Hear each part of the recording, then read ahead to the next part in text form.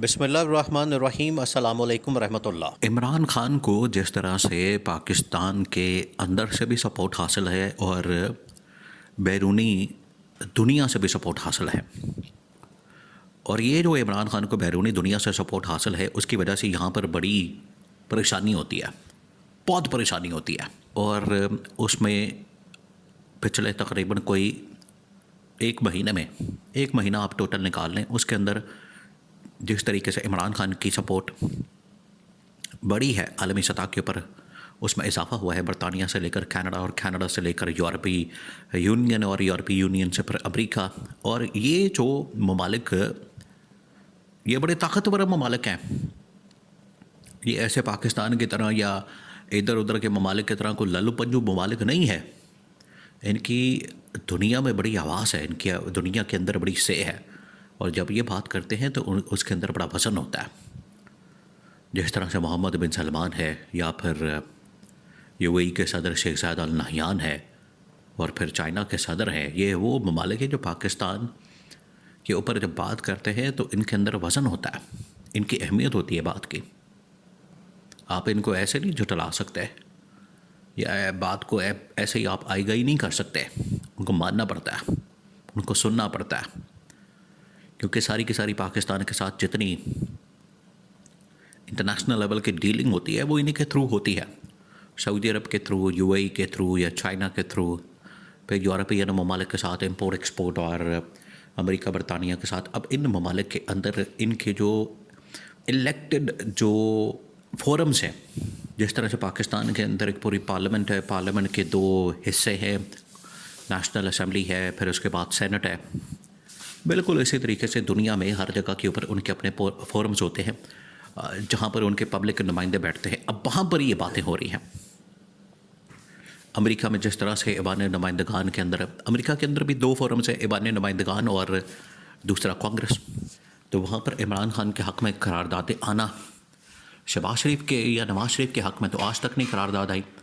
آصف زرداری کے حق میں یا بلاول کے حق میں تو آج تک قرارداد نہیں آئی، اور نہیں آ سکتی۔ اس کی وجہ یہ ہے کہ ان کی کرتوتیں نہیں ٹھیک، انہوں نے کبھی نظریے کی سیاست کی نہیں،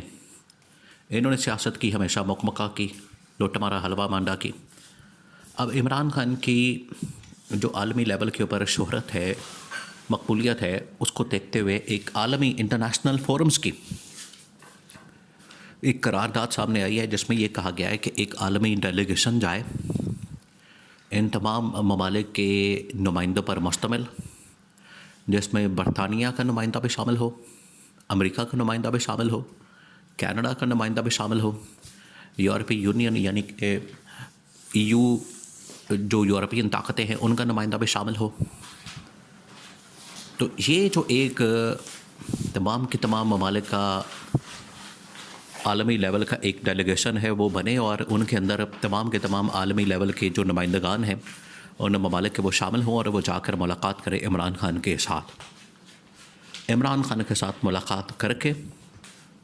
تو جو عمران خان کے نظریات ہیں آج کے دور میں دیکھیں، آج کے دور میں تو چیزیں ویسے ہی ختم ہوتی جا رہی ہیں، لوگوں کو جیلوں میں رکھنا، سیاسی مقدمات میں ان کو پابند سلاسل کرنا، ان کے اوپر انتقامی کارروائی کرنا، پولیٹیکل وکٹمائزیشن کا نشانہ بنانا، آج کے دور میں تو چیزیں یہ ویسے ہی ختم ہو چکی ہیں۔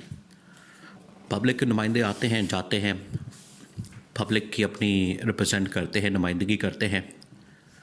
اگر عوام میں ان کی مقبولیت ختم ہو جاتی ہے تو اس کے بعد وہ خود بخود گھر چلے جاتے ہیں، یہاں کی طرح نہیں